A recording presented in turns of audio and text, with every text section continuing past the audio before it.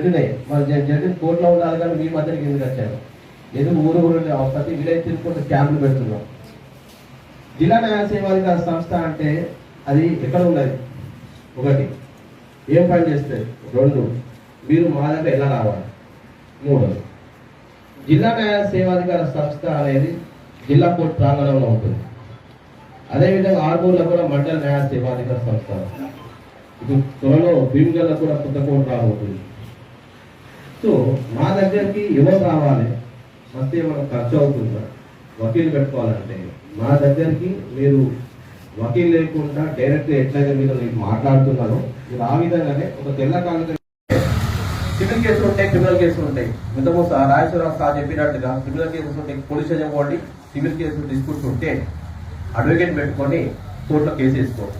ఎంత కొట్లాడుకున్నా ఎన్ని మాట్లాడుకున్నా మనకు సమస్య పరిష్కారం కాదు.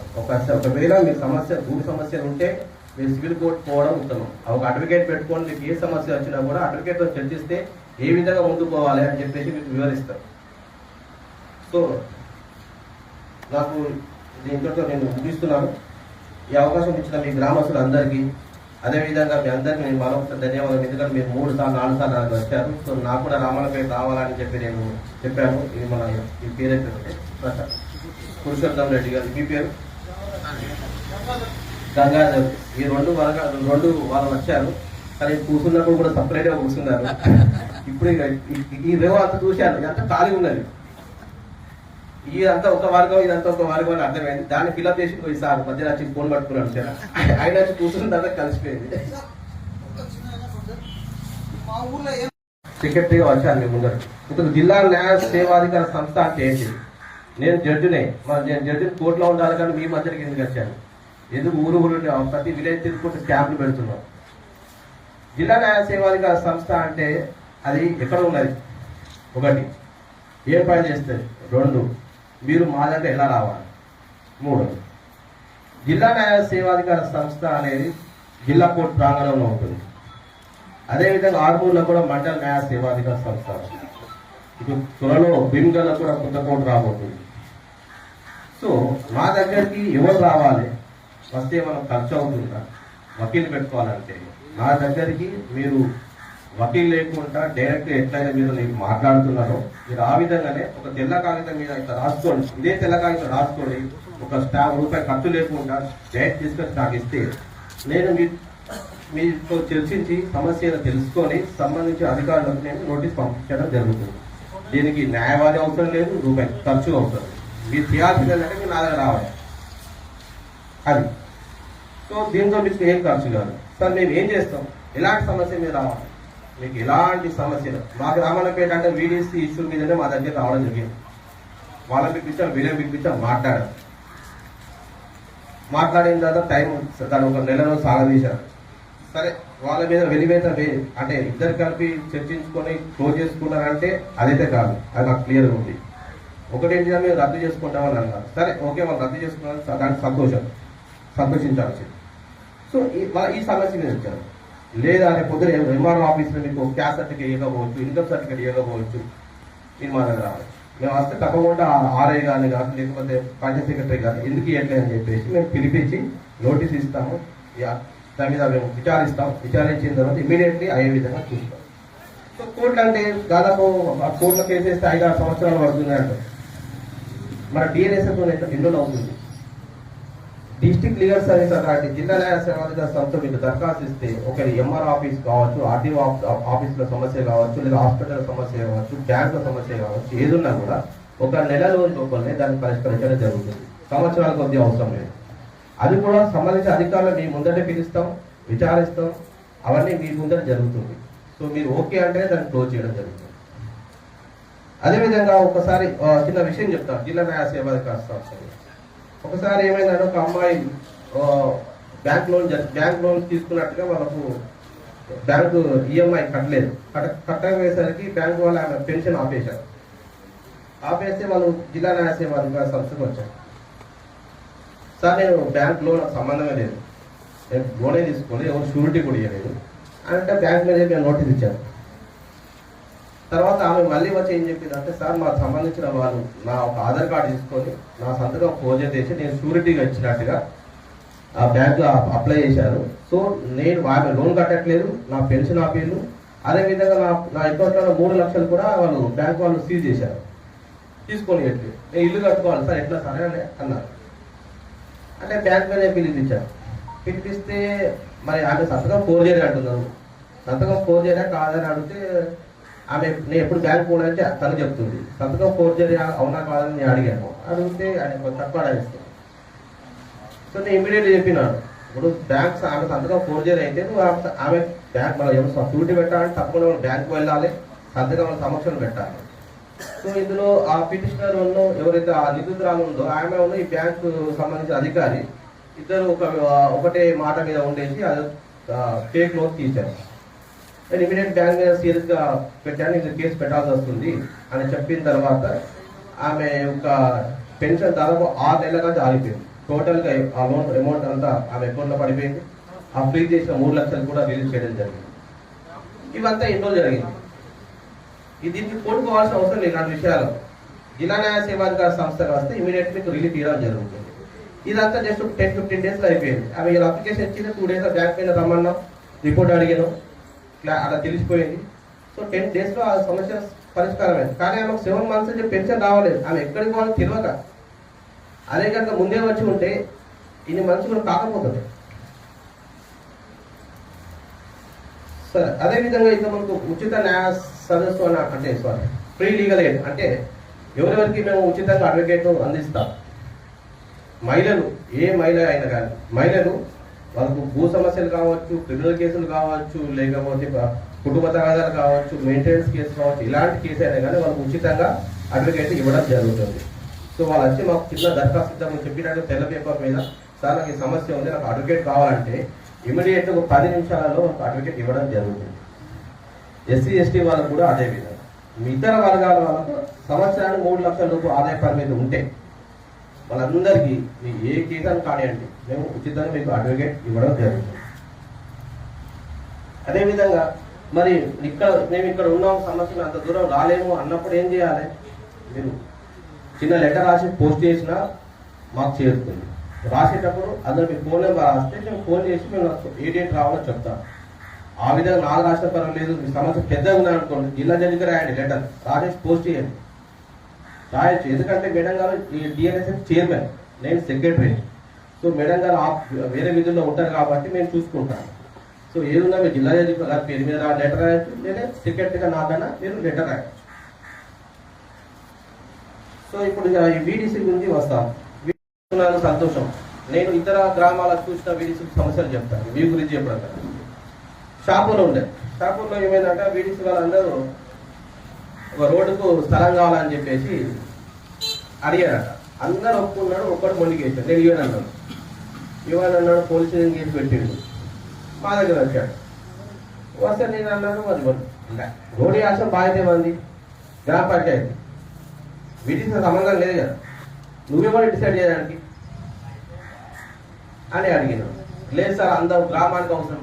గ్రామానికి అవసరం ఉన్న ఏదున్నా నువ్వు లేనప్పుడు అతను ప్రభుత్వాలు లేవా, అతను గ్రామ పంచాయతీ లేవా? నువ్వు వచ్చినప్పుడే లేదు గ్రామ పంచాయతీ మొత్తం నువ్వే అన్నట్టు నువ్వే చేస్తావు. ఆ గ్రామ పంచాయతీలో పనిచేస్తున్న వాళ్ళే నిద్రపోతున్నారా నేను అడిగాను.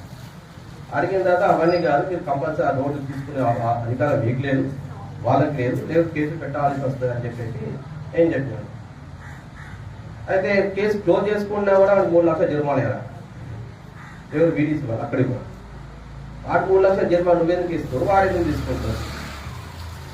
సరే, అది అయిపోయింది. లాస్ట్ నేను నాకు ఏసారి మాట్లాడిన తర్వాత నేను లాస్ట్ చెప్పినట్టు సెటిల్మెంట్ అయితే రూపాయి కట్టకుండా సెటిల్మెంట్గా అది ఓకే. మీ గ్రామంలో మీరు కలిసి ఉంటారు కాబట్టి కావచ్చు, తప్పేం లేదు. కానీ రూపాయి పైసలు ఇచ్చి సెటిల్మెంట్ అంటే మళ్ళీ ఎవరికి నువ్వు జైకి పలికినట్టుగా వీడీసీ వాళ్ళు. సో నేను చెప్పాను, మా వీడీసీ వాళ్ళని పిలిపించి కూడా చెప్పాను. ఎందుకంటే రోడ్డు గ్రామ పంచాయతీ చేస్తే వాళ్ళకి కాంపిటీషన్ కూడా వస్తాయి, వాళ్ళు నష్టపరిహారం వస్తాయి, వాళ్ళు భూమి గురించుకున్నారు, వివరించడం కాదు కదా అని చెప్పిన తర్వాత లాస్ట్ సమస్య పరిష్కారం అయింది. సో ఇప్పుడు ఇంకో ఊళ్ళో వెళ్ళాను, వీడీసీ వాళ్ళ దగ్గర నాకు తెలిసి టర్న్ ఓవర్ ఇదిగా ఉంటే మంచిగా 30 లక్షలు 40 లక్షలు ఉంటాయి, ఒక ఊరు బట్టి ఉంటుంది. మరి ఎవరికైనా మరి ఇన్ని పైసలు ఉన్నప్పుడు విలేజ్ డెవలప్మెంట్ అన్నప్పుడు ఎవరైనా మహిళలకు పేదవాళ్ళకు ఏమన్నా వడ్డీ లేని రుణాలు ఇచ్చిలా? మీ ఊళ్ళో ఇచ్చినా ఏమన్నా? ఇన్ని సంవత్సరాలు వీడియోస్ ఈ కమిటీ కాదు, అంతకుముందు కమిటీ ఇచ్చారా? ఓకే. అయితే మన పైసలు అన్నీ ఉన్నప్పుడు పేద వాళ్ళకి ఇస్తే వాళ్ళు కొద్దిగా ఆర్థికంగా కొద్దిగా అవసరం వస్తుంది, వడ్డీ లేకుండా ఇస్తే వాళ్ళు కూడా యూస్ఫుల్ అవుతుంది కదా. మీకు అంతా సపోర్ట్ చేస్తున్నాం, వీడీసీ ఉండాలి సపోర్ట్ చేసినప్పుడు, అన్ని పైసలు ఉన్నప్పుడు తప్పకుండా మా పేద వాళ్ళకు వడ్డీ లేకుండా ఇస్తే వాళ్ళకు కూడా కొంచెం బాగుంటుంది. అది లేదు. సో ఏదైనా కానీ ఒక గ్రామంలో ఉన్నప్పుడు అందరు కలిసిమెలిసి ఉండాలి. ఈ బహిష్కరణలు చేసుకోవడం వల్ల తప్పకుండా అడ్వకేట్స్ ఉందో మన ఎస్ఐ గారు చెప్పినట్టుగా, అదేవిధంగా శ్రీధర్ చెప్పినట్టుగా, ఒకటి అంటే నడిచిన రోజులు నడిచినాయి, మేము అదే విధంగా కొనసాగిస్తామంటే ఇప్పుడు ఈ సమస్య అంటే నేను క్యాంపులు పెట్టిన తర్వాత ఆఫీస్ జడ్జెస్ కూడా అందరికి చాలా మట్టుకు వీడీసీ చేస్తున్న అకృత్యాలు అనేది తెలుస్తున్నాయి. మేము కూడా మాట్లాడుకుంటాం, ఇట్లా మేము ఇలా మీటింగ్ వెళ్ళాం, వాళ్ళ సమస్య ఇట్లా వచ్చి సమస్య చెప్పారు, విన్నాను, ఏదో నేను చెప్పుకొని నేను విలేజ్ క్లోజ్ కాను, మా అక్కడ జడ్జెస్ అందరూ ఉంటారు, అందరితో మేము దాన్ని డిస్కస్ చేస్తాం. అవునా అంటే వాళ్ళకు కూడా ఒక అవగాహన ఉన్నది. అదేవిధంగా ఈ సమస్య అనేది మాకు ఎట్లా వచ్చిందంటే ఒక వ్యక్తి ఒక పుస్తకం రాసినమాట, వీడీసీ హరాస్మెంట్ అన్ని గ్రామాలు ఏమేమి జరిగినాయో వాళ్ళు హైకోర్టుకి పంపించారు. డైరెక్ట్ హైకోర్టు వాళ్ళు విచారించామని చెప్పి మాకు పంపించారు. అది చదివిన తర్వాత నాకు ఏ గ్రామంలో ఏమేమి సమస్యలు ఉన్నాయో నాకు తెలిసాను. సో ఇప్పుడు ఈ సమస్య అనేది ఇప్పుడు మొన్న కొన్ని శిక్షలు పడ్డాయి. ఇప్పుడు హైకోర్టులో కూడా ఈ వీడీసీ హరాస్మెంట్ ఇష్యూ వాళ్ళ దృష్టిలో ఉన్నది. ఇప్పుడు శిక్ష పడ్డ వాళ్ళు ఎక్కడికి పోతారు? మళ్ళీ హైకోర్టుకే పోవాలి. హైకోర్టు జడ్జి గారు కూడా ఇక్కడ ఏం జరుగుతుందో తెలుస్తుంది కదా. వకీల్ అంటాడు, ఇక్కడ వకీల్ ఉన్నాడు, ఇక్కడ వకీల్ ఉన్నాడు, మీ ఊరు వకీల్ రాజేశ్వర గారు. నిజం చెప్తారు, రాజేశ్వర గారు 2 నిమిషాలు మాట్లాడదాం. రాజేశ్వర గారు వచ్చిన తర్వాత ప్రతి మీటింగ్ లో కూడా నాతో పార్టిసిపేట్ అవుతున్నారు. సార్ మీకు మీ ఊళ్ళో ఉన్నారు కాబట్టి మీకు అందుకే ఈ మీటింగ్ సార్ తప్పకుండా రమ్మని చెప్పాను, సార్ కూడా వచ్చినారు. Very much thankful to Rajeshwara గారు, వాళ్ళ సపోర్ట్ మాకు ఈ వీడీసీ మీద చాలా సపోర్ట్ ఇస్తూ వచ్చారు. అదేవిధంగా ఇది ఈ వీడీసీ వచ్చిన తర్వాత కూడా నేను జిల్లా కోర్టు ప్రాంగణంలో అన్ని కులాలకు సంబంధించిన వాళ్ళతో కూడా మీటింగ్ పెట్టడం జరిగింది జిల్లా కోర్టు ప్రాంగణంలో. అప్పుడు కూడా చాలా విషయాలు మాకు తెలిసి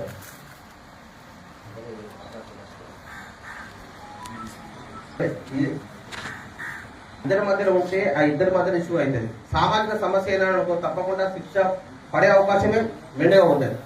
ఎందుకంటే దీన్ని వదిలిపెట్టడం వల్ల ఏమవుతుందంటే అరే ఇది కొనసాగించే అవకాశం ఉంటుందా ఉంటుంది. ఇద్దరి మధ్య ఉన్నప్పుడు సరే ఇద్దరు మనస్పర్ధలు ఉన్నాయి కావచ్చు అని చెప్పేసి కొట్టేసే అవకాశం ఉంటుంది. సో శిక్ష వేసినప్పుడు జడ్జి గారు ఆలోచిస్తుంది ఈ సామాజిక సమస్యనా లేదా ఇద్దరు వ్యక్తుల మధ్య సమస్య, ఇవన్నీ ఉంటాయి.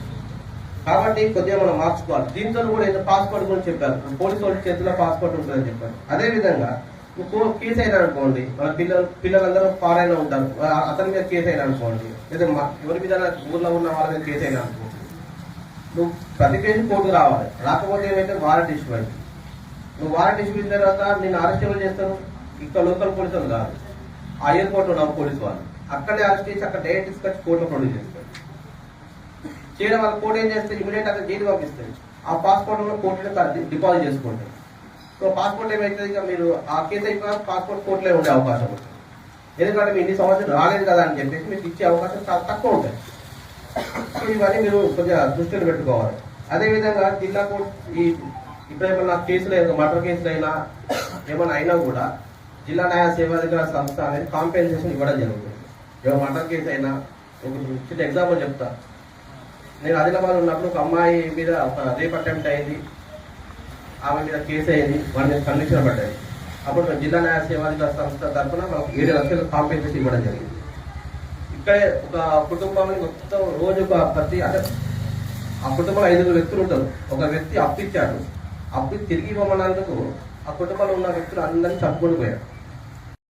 ముందే అయింది, అదంతా మహిళలు ఉన్నారు, ఇదంతా పురుషులు ఉన్నారు. నాకు అనిపించింది సరిగ్గా మీటింగ్ లో ఎవరు మనిషి లేకపోతే అక్కడికి మైక్ మా దగ్గర ఉన్నది. ఈ ఆర్మో డివిజన్ లో 3 సమస్యలు నా దృష్టిలో వచ్చినాయి, దానికన్నా ఎక్కువ ఉండవచ్చు. ఒకటి ఏంటిదంటే వీడీసీ, రెండవది మూఢనమ్మకాలు, మూడవది డ్రగ్స్. గ్రామానికి చేరిపోయిందని చెప్పి నేను 2-3 పోలీస్ వాళ్ళతో మీటింగ్ పెట్టినప్పుడు కూడా మాకు తెలియజేశాను. డ్రగ్స్ అనేది ఇప్పుడు మీ దగ్గర ఉన్న షాపులు ఎక్కడైతే ఉన్నాయో ఆ షాప్ లో వెతుకుతే చాక్లెట్ల రూపాయలు ఉండొచ్చు, లేకపోతే యువత లేరా అంటున్నారు. యువత సాయంత్రం తాగే సిగరెట్ అయినా ఉండొచ్చు, ఏదో విధంగా ఉండదు. సో ఇప్పుడు డ్రగ్స్ గురించి మేము మీటింగ్స్ పెడుతున్నాం, పెట్టట్లేదని కాదు, కానీ అన్ని గ్రామాలకు తిరగట్లేదు. డ్రగ్స్ గురించి మీటింగ్ పెడితే అవగాహన కల్పిస్తే మార్పు వస్తుందా అంటే నిన్నటోడైతే మారుతాడు, ఇన్నోడు మనకు సంబంధం లేదు. ఒక డాక్టర్ గారు చెప్పారు, సార్ డ్రగ్స్ బాగా బానిస అయిపోయి తల్లి లేదు చెల్లి లేదు, ఏమి లేకుండా తాగేసిన మత్తులో ఏం చేస్తున్నారో తెలియట్లేదు. వాళ్ళ తల్లి వచ్చి మాకు వాళ్ళు చేస్తున్న పనులకు చెప్పేసి ఏడవలేక వాడిని చంపలేక ట్రీట్మెంట్ వాళ్ళు ఎంత ఇప్పించినా కూడా అందులోనే రాక లాస్ట్కు చేసి వాళ్ళ ఇంట్లో కట్టేశారట. అంటే డ్రగ్స్ ఏ విధంగా ఉన్నది అనేది గ్రామాలలో మాకు తెలుస్తుంది.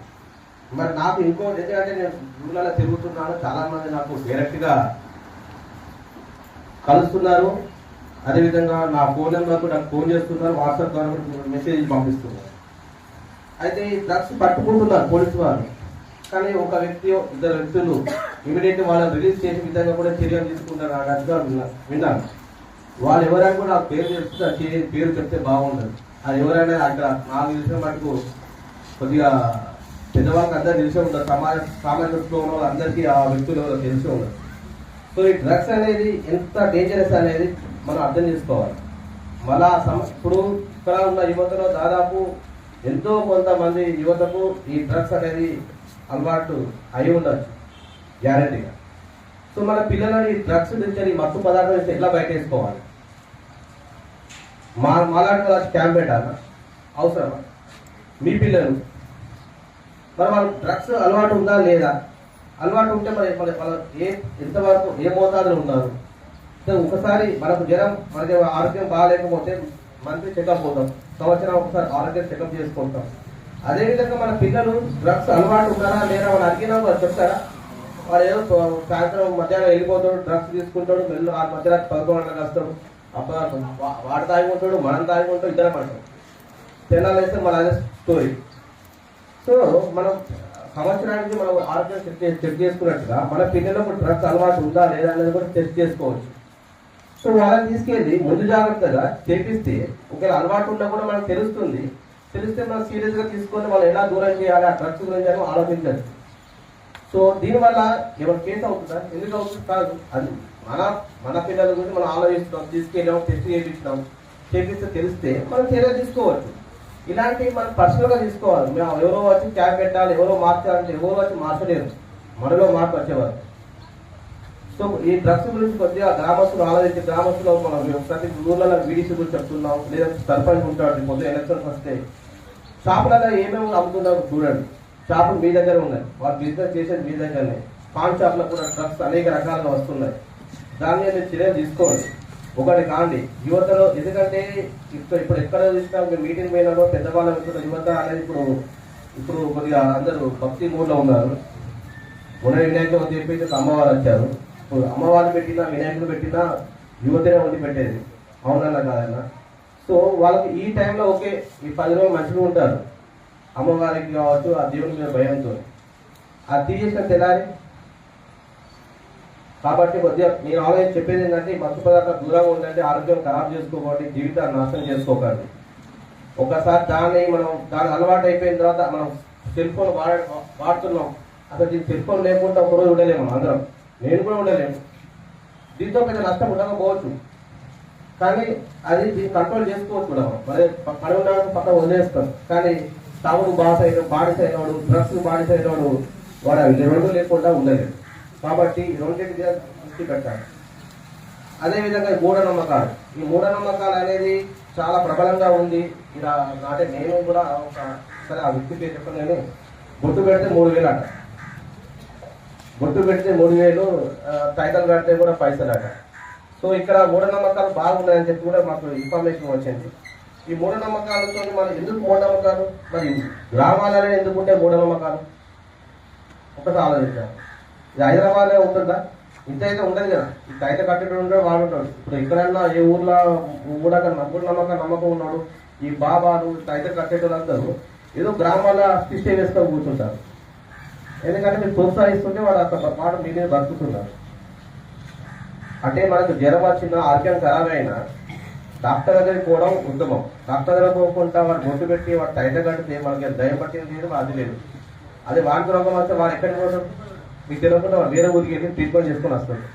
మీకేం చేస్తాడు? బొట్టు కడతాడు, టైట్ కడతాడు, ఏదో వేస్తా అంటాడు. సో మనం చదువుకున్న వాళ్ళం, చదువుకున్న ఇప్పుడు తల్లిదండ్రులు చదువుకోకపోవచ్చు, పిల్లలు చదువుకోవచ్చు, కానీ తల్లిదండ్రులు చేసే అలవాటు ఆటోమేటిక్గా పిల్లల మీద ప్రభావం చూపిస్తుంది. మీరు ఏవైతే చేస్తున్నారో దాదాపు 90% పిల్లలు ఫాలో అవుతారు. సో కొద్దిగా ఈ మూఢనమ్మకాల నుంచి కూడా బయట పడాలని అని చెప్పి నేను కోరుకుంటున్నాను. దీనివల్ల మీకు ఆర్థికంగా నష్టపోతారు, ప్రాణాలు కూడా పోతుంది. సీరియస్ అంతా మొత్తం సీరియస్ అయిన తర్వాత అప్పుడు హాస్పిటల్ తీసుకోపోతే హాస్పిటల్ పరిస్థితి కూడా అంతే ఉంది. డబ్బులు గురుస్తుంటారు, అవునా కదా? సీనియర్ అడ్వకేట్ అయినటువంటి బాస రాజేశ్వర్ సార్ గారికి, అట్లాగే ఆశా నారాయణ సార్ గారికి, అట్లాగే మా సుపరిచితులు ఎస్ఐ గారికి. అంటే ఇప్పుడు రామన్నపేట గ్రామం బాస రాజేశ్వర్ సార్ది అని చెప్పినప్పుడు నేను ఏమనుకుంటా అంటే ఒక ఎమ్మెల్యేని కోల్పోయారు అనేది, అంటే అడ్వకేట్ కాకుండా మాకు గుర్తున్నప్పటికీ ఒక ఎమ్మెల్యేని కోల్పోయారు, పోగొట్టుకున్నది అనేది ఒక ఉద్దేశం. ఆనాడు జస్ట్ స్వల్పంగా ఒక 2-3 వేల ఓట్ల తేడాతో ఎమ్మెల్యే ఓడిపోయినటువంటి వ్యక్తి బాస రాజేశ్వర్ సార్. చాలా హోరాహోరు పోటీలు ఉన్నటువంటి ఈ తరుణంలో ఈ గ్రామానికి ఏదో పండవ వాతావరణంలో రావాలి, ఆ పండవ వాతావరణంలో మనం వచ్చినాం.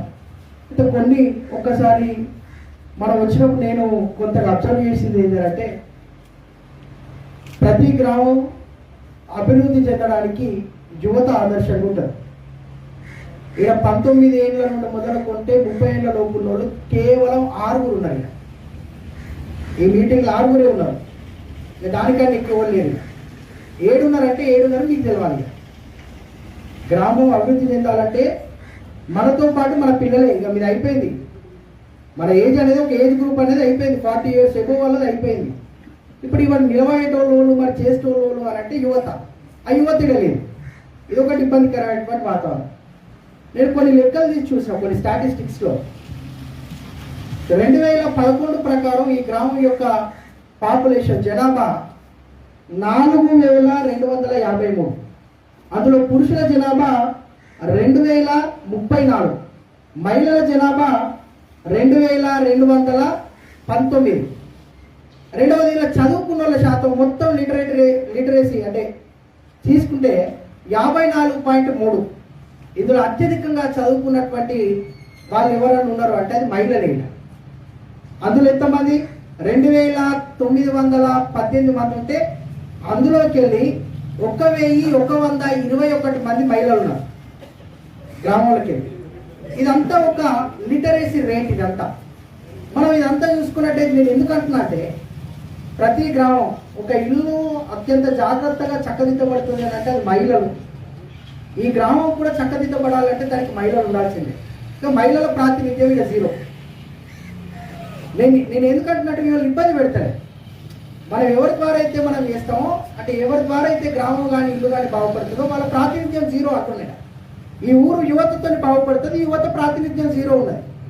మీరు ఇంటికాడ పోయి చెప్తారంటే చెప్పరు, డెఫినెట్గా చెప్పరు. ఇక చెప్పేటోళ్ళు ఎంత ఉందో మీకు తెలుసు. ఇక కానీ మనం ఒక్కటి చూసుకోవాలా, చాలా అద్భుతంగా మీరు మీ ఇష్యూని సామరస్యంగా మీరు అందరూ మాట్లాడుకొని, ఎవరి ఒత్తిడి లేకుండా, ఎవరి ఇబ్బందులు లేకుండా, మనస్పర్ధలు వచ్చినాయి దాన్ని కాదనుకొని మళ్ళీ మీ వీడీసీని రద్దు చేసుకున్నారు, దానికి సంతోషం. కానీ వీడీసీలో మా నాన్న కూడా వీడీసీలో పనిచేసిండు. కానీ అవి ఇప్పుడు ఒకప్పుడు విలేజ్ డెవలప్మెంట్ కమిటీలు ఉంటుండే, గ్రామ అభివృద్ధి కమిటీలు. రాను రాజపురం గాడిదైనట్టు ఏమైందనంటే విలేజ్ డెకాయిట్ కమిటీలుగా మారినాయి. దారి దోపిళ్ళు చేస్తారు కదా చంబల్, ఆ మధ్యప్రదేశ్ ఆ ప్రాంతంలో ఎట్లయితే ఉంటుందో అట్లా మారినాయి. అది మరి అందరు చేసిరో వీడీసీలలో అందరు మమ్మల్ని ఎట్లా తిడుతున్నావు అని అంటే అందరు లేదు.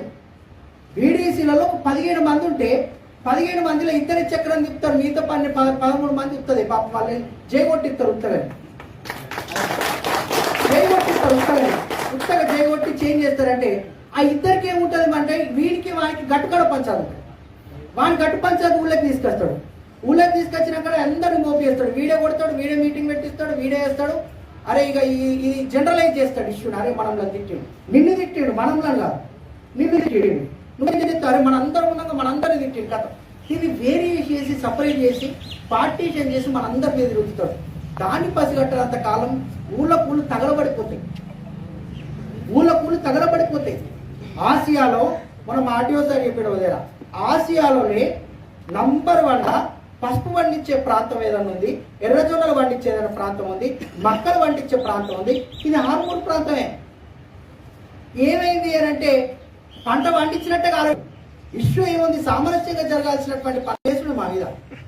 తెలంగాణ వచ్చిన కాడ నుండి ఎట్లయింది సార్ అంటే, sorry for that interruption sir ఈ సబ్జెక్ట్లో, ఏంటంటే లేచినోడు లేవనోడు పోలీసులకు ఫోన్ కొట్టుడే, వార్డు మెంబర్ ఉంటాడే మావాడు వచ్చి ఇడిసబెట్టు సార్ ఇడిసబెట్టు, ఎందుకు ఇడిసబెడతారే, ఇడిసబెట్టేది నువ్వు తప్పు చేస్తున్నావు, వాడు ఇడిసబెట్టమంటున్నావు, వాడు తప్పు చేస్తాడు ఇడిసబెట్టమంటావు, వాడు మళ్ళీ తప్పు చేస్తాడు ఇడిసబెట్టమంటావు, బండి మీద వెళ్ళిపెట్టలేదు సార్ మావాడు ఇడిసబెట్టి చలాని కొట్టకని చెప్తావు, రేపు వాడు యాక్సిడెంట్ అవుతుంది నువ్వు పోతావా, వాడి కొంపలు అడగకపోతే ఇళ్ళంతా తాగమవుతుంది నువ్వు పోతావా అంటే నువ్వు ఏం చేస్తావంటే నీ పతేరేందో చూపించుకోవడానికి వాడిని ఎడగొడతావు.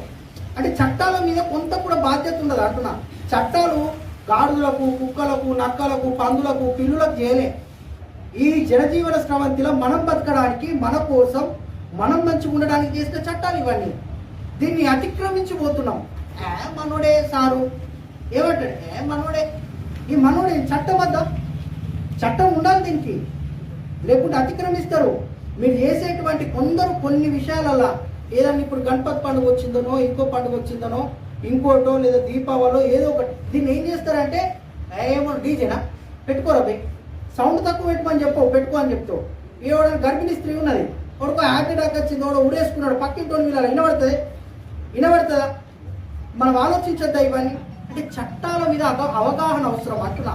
దీనివల్ల ఏం జరుగుతాయి అంటే కేసులు అయితే ఎవరికి నష్టం? నేను యువకులు ఉండాలని ఎందుకు చెప్పినా అంటే, పాపం మన వాళ్ళంతా కూడా ఫారిన్ వెళ్తారు, హైయర్ ఎడ్యుకేషన్స్ కోసం వెళ్తారు.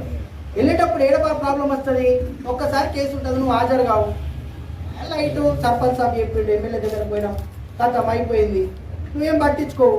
ఇప్పుడు ఏం కాదు, 4 ఏళ్ల తర్వాత వీళ్ళు లండన్కి అప్లై చేస్తాను నీ కొడుకు, అమెరికాకి అప్లై చేస్తాను నీ కొడుకు, ఏం జరుగుతుంది? పోలీస్ పీసీసీ కావాలి. ఏం పీసీసీ? పోలీస్ క్లియరెన్స్ సర్టిఫికేట్ కావాలి. వస్తుంది, ఎవరి దగ్గరకు వస్తుంది? ఎస్ఐ సార్ దగ్గరకు వస్తుంది. నువ్వు ఓలేవుగా మన కేసుకి అటెండ్ కాలే, మర్చిపోయినావు, కోర్టులో అయితే రికార్డులు ఉంటుంది, ఆన్లైన్ అయింది అదంతా, అప్పుడు రాస్తాడు వీడి మీద కేసు ఉన్నది, బస్ ఇటు ఓడు. పాస్పోర్ట్ తీసుకోని వాళ్ళు ఉంటారు, కేసు ఉన్నది, పాస్పోర్ట్ ఇష్యూ కాదు, అంతే. రామాయణంలో సత్యకామ జాబాలి అనేటటువంటి ఒక ఋషి ఉంటాడు. సత్యకామ జాబాలి రాజు అన్నప్పుడు ఏం చేస్తాడే, కొన్ని తప్పులు కూడా చేయొచ్చు కదా, మంచి సహజ గుణం అది. అన్ని 100% కరెక్ట్ పనులు చేసుకుంటా దేశంలో మంచి జీవించలేడు. కనుక రామాయణ కాలంలో దశరథ మహారాజ్ చేసినటువంటి కొన్ని తప్పులను సత్యకామ జాబాలి వ్యతిరేకించాడు, ఋషి అయినా. అయితే అక్కడ ఉన్నటువంటి వాళ్ళు ఏం చేశారు, అదే రాజు గిలాపోతుడు అని చెప్పేసి దాని మీద చర్య తీసుకోవాలి, అట్లా ఇట్లా అని చెప్పేసి రాజు మీద మళ్ళా రాముని మీద ఒత్తిడి తీసుకొచ్చారు. కానీ దశరథ మహారాజు కానీ శ్రీరాముడు కానీ అతని మీద ఈయ కూడా వాళ్ళని అతనికి మాట్లాడే స్వేచ్ఛ ఉన్నది. రాజు మంచి చెప్తుండా చెడు చెప్తుండా ఏం చెప్తున్నారు అనేటటువంటి చెప్పే హక్కు అతను ఉన్నది, హక్కును గౌరవిద్దామని చెప్పాడు. అంటే భిన్నాభిప్రాయం మన ఊర్లో కూడా, మన రామన్నపేట విలేజ్లో కూడా వ్యక్తుల మధ్య భిన్నాభిప్రాయాలు ఉన్నంత మట్టుకు మనము ఏ వ్యక్తిని కూడా దూరం చేసుకోవద్దు కదా. అంటే జరిగినాయి చెప్తున్నాం ఉదాహరణ, కొంత మన ఊర్లో కూడా జరిగిండవచ్చు. చెప్పి అవన్నీ సర్దిద్దుకుంటున్నాము, మంచిగా రామన్నపేట అంటే కూడా అప్పట్లో లాగా మనం కూడా మంచిగా ఉందాము అన్నటువంటి అభిప్రాయంతో ఉండాలా. ఏది ఉన్నా ముఖ్యంగా మనం చదవాల్సింది భారత రాజ్యాంగాన్ని. అందరూ కూడా మన పిల్లలతోని రాజ్యాంగం చదివించండి, అవసరమైతే అందరినీ కూడా అడ్వకేట్లను తయారు చేయండి. మన ఊర్లో మా ఫ్రెండ్ ఉంటుండే ఇంతకుముందు ఢిల్లీలో జడ్జిగా పనిచేసినారు, వేణుగోపాల్ అని మా మిత్రుడు. నారాయణ మన పిల్లల్ని ఎవరిని మేఘం వచ్చిన మన వాళ్ళందరినీ ఎల్ఎల్బి చేసి వకీళ్లను అడ్వకేట్లను తయారు చేద్దామని చెప్తుంది. అంటే చెప్పడంలో ఉద్దేశమైంది, చదువుకోవడంలో చట్టము విలువ అనేది తెలుస్తుంది. కనుక మన రామన్నపేట విలేజ్ రామాయణ లాగా ఆదర్శంగా ఉండాలి. సత్యకమ్మ జాబాలి లాంటి వాళ్ళు ఉండొచ్చు, రాముడు ఉండాలి, దశరథుడు ఉండాలి అంటే అభిప్రాయాలను గౌరవిద్దాం. భిన్నాభిప్రాయాలు ఉన్నా చల్ మనోడే కదా, చల్ నడవనన్నట్టు ఉండాలా. ఇప్పటికి ఏం జరిగిందో జరిగింది. మన మిత్రులు చెప్పినట్టు ఇక ముందు అందరం ఒక సమభావంతో మనం అందరం జీవిస్తున్నాము. ఆ జీవించడంలో ఇంకా ఉన్నత ప్రమాణాలు ఏదైనా నేరం జరిగినట్టు ఎక్కడైతే జరుగుతుందో ఇమీడియట్గా మనము పోలీసుకి కంప్లైంట్ చేయాలి. మనం స్వయంగా తెలిసిన పర్వాలేదు, వేరే వాళ్ళ ద్వారా అయినా పర్వాలేదు. ఆయన కనుక ఎవరికైతే అన్యాయం జరిగిందో ఆయన ఇవ్వాలని ఏం లేదు, తెలిసిన వాళ్ళు కూడా ఇవ్వచ్చు కంప్లైంట్. పోలీస్ కంప్లైంట్ ఇవ్వాలి. పోలీస్ కంప్లైంట్ ఇచ్చేస్తే దాని మీద విచారణ అనేది జరుగుతుంది. ఒకవేళ విచారణ జరగదు, వాళ్ళ పని అవుతున్న లోపల దాన్ని పట్టించుకోలేరనుకోండి, అప్పుడు మీరు టీఎల్ఎస్ కట్టినట్టయితే సార్ ఇట్లా మేము పోలీసు కంప్లైంట్ చేసినాము, ఆయన గారు పట్టించుకోవట్లేదు, మరి ఎట్లా సార్ అంటే అప్పుడు టీఎల్ఎస్ వారు అడ్వకేట్ ఉచితంగా డబ్బులే ఉన్నాయి, మీకేం కలిగే ఉచిత న్యాయవాదిని ఇస్తారు. అప్పుడు కోర్టులో వేసుకొని అప్పుడు ఏదైతే నేరం జరిగిందని చెప్పి అంటున్నారో ఆ దరఖాస్తు ప్రకారంగా మీరు విచారణ జరిపి ఎఫ్ఐఆర్ చేసి విచారణ జరిపి మనం సబ్మిట్ చేయండి రిపోర్ట్ అని చెప్పేసి కోర్టు ఆదేశం ఇస్తుంది. దాని ప్రకారం అప్పుడు విచారణ జరుగుతుంది. అంటే పోలీసు వాళ్ళు నిర్లక్ష్యం చేసినా లేదా ఆలస్యం జరిగినా స్వయంగా కూడా కోర్టు ద్వారా కూడా మనం చేసుకోవచ్చు. ఒకవేళ కోర్టులో కూడా ఇది కోర్టు వాళ్ళు రిపోర్ట్ ఈ సమావేశానికి ముఖ్య అతిథిగా చేసిన సీనియర్ సివిల్ జడ్జి గారు ఉదయ భాస్కర్ గారికి, తర్వాత నా తోటి సహోదరుడు ఆసనారాయణ అడ్వకేట్ గారికి, ఎస్ఐ గారికి, అందరికీ కూడా సభాముఖంగా నమస్కరిస్తున్నాను.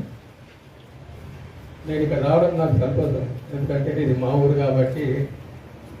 కింద ఎప్పుడో నాకు 50-60 ఏళ్ళ కింద ఊరు బట్టి వాళ్ళకి వెళ్ళాం కాబట్టి ఎప్పుడో ఒకసారి సంవత్సరానికి ఒకసారి ఇక్కడ వచ్చేసి మనం ట్రస్ట్ ఉంటుంది ఇక్కడ, ఆ ట్రస్ట్ కార్యక్రమాలు నిర్వహిస్తుంటాం.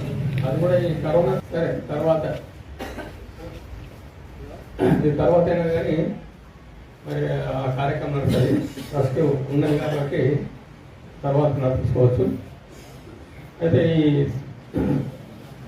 ఇది అసలు ముఖ్య ఉద్దేశం ఏంటంటే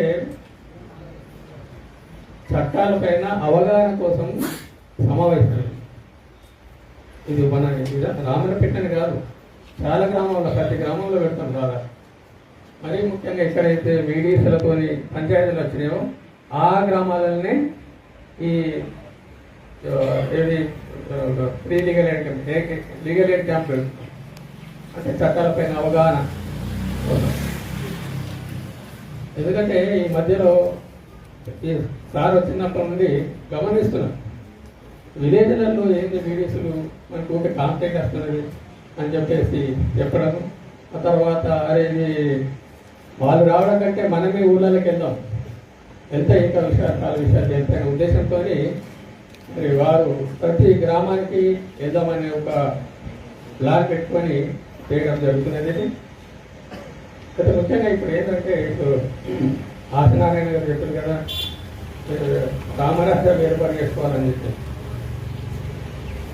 అంటే ఇప్పుడు చట్టాలు అనేది బ్రిటిష్ గవర్నమెంట్లో చట్టాలు ఎలా ఉంటుంటే మనకు గవర్నమెంట్ వచ్చిన తర్వాత మన స్వతంత్రం వచ్చిన తర్వాత చట్టాలు ఎలా ఉన్నాయి. ఈ చట్టాలు అనేది ఎన్ని చట్టాలు తయారైనవి ఎవరికి తెలియదు, వకీలకు తెలియదు, జడ్జిలకు తెలియదు, అన్ని చట్టాలు ఉంటాయి. ఒక తెలంగాణనే చూసుకున్నట్టయితే 100 చట్టాలు ఉంటాయి. వాటిని ఎక్కడైతే సమస్య ఏర్పడుతుందో అప్పుడే ఆ చట్టం దగ్గర పోతాం, పుస్తకం తీస్తాం, చదువుతాం. అదేవిధంగా వేరే వేరే రాష్ట్రాలు చూసినట్టయితే వేరే చట్టాలు ఉంటాయి. ఈ చట్టాలన్నీ కూడా రాజ్యాంగానికి అనుబంధంగానే తయారు చేయబడి ఉంటాయి. ఇక్కడ ఉన్నటువంటి పాఠశాలకు అందిస్తే వాళ్ళు ఒక మంచి పని చేయగలుగుతారు. మరి టీచర్లు వస్తున్నారా, వస్తలేరా? ఇంతకుముందు విద్యా కమిటీలు ఉండే కదా. అంటే ఎప్పుడు నేను చెప్పే ఉద్దేశం ఏంటంటే చదువుకుంటేనే ఇంత జ్ఞానం వస్తుంది. ఈ దిశగా మన పయనం ఉండాలి. మన జ్ఞానం అంతా ఎటు పోతున్నదంటే మనకు మనం కొట్లాడుతూనే పోతుందా? కనుక మనం కొట్లాడుకొని మనము బహిష్కరించుకోవడంలా ఎలాంటి లాభం లేదు. వాళ్ళ ఊర్లో ఉంటాం, ఊర్లో పొద్దున్న లేచే మొక్కలు చూసుకోవాలి కదా, ఎంత మంచిగా ఉండాలి చెప్పండి మనం. కనుక ఒకప్పుడు ఆది పరిపాలించారు, రాజ్యాలు పోయి తర్వాత ప్రజాస్వామిక దేశం అయింది మనం, అంటే రాజ్యాంగం ఏర్పడ్డారు. 1947 వరకు బ్రిటిష్ వాడు పరిపాలించాడు. దాని తర్వాత భారత రాజ్యాంగము రాసుకున్నాం మనము. బాబాసాహెబ్ అంబేద్కర్ రచన సంఘం ద్వారా చాలా మంది ఉన్నారు. జిల్లా న్యాయ సేవాధికార సంస్థ విలేజ్ లీగల్ అవేర్నెస్ క్యాంప్ పెట్టడం జరిగింది. ఇక్కడ వీడికి వాళ్ళు ఒక వర్గాన్ని తెలిసినట్టు తెలిసింది. ఆ విషయం మేము విచారించినాము. జిల్లా కోర్టు ప్రాంగణంలో ఉన్న విలేజ్ ఆఫీస్లో మనం విచారించిన తర్వాత ఇరు వర్గాలు దాన్ని సమస్యను పరిష్కరించుకోవాలని చెప్పి అనుకున్నారు. ఆ క్రమంలో వాళ్ళు పీడీసీ రద్దు చేసుకున్నట్టుగా మాకు ఒక అప్లికేషన్ ఇవ్వడం జరిగింది. సో పీడీసీ రద్దు చేసుకున్న సందర్భంగా అదేవిధంగా ఇతర చట్టాలపై వాళ్ళకందరికీ అవగాహన కల్పించాలని ఈ గ్రామాన్ని రావడం జరిగింది. సో మాకు పీడీసీ రద్దు చేసుకున్నందుకు గ్రామస్తులందరికీ అభినందనలు, అందరూ కలిసిమెలిసి ఉండాలని నేను కోరుకుంటున్నాను.